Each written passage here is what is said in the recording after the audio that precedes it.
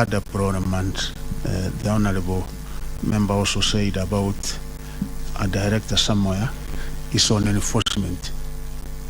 Yes, you can have a very good manual, but the issue of enforcement, and this is what I've said, I'm giving my officers all the necessary support, because some of the excuses they have been using is that they are not able to move around schools, support which they are now getting.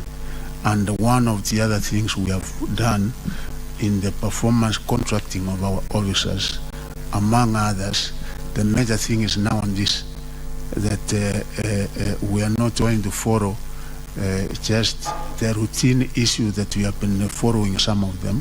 This is top on the agenda. So we are actually following on enforcement, because one area that there might have been a little bit of a weakness is, yes, directives are issued, guidelines are issued, policies are issued, but who follows, who monitors to make sure that they are actually practiced.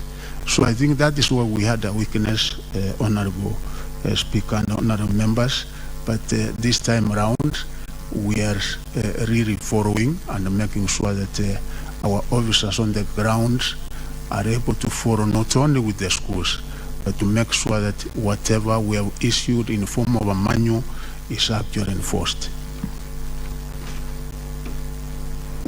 Honorable Senators, we have spent over 1 hour on this particular question. We have another question to tackle, and therefore we will leave it at that and move to question number 8. Honorable CS, thank you so much for taking time to come to respond to this question. Certainly you've seen the kind of interest this question has generated, and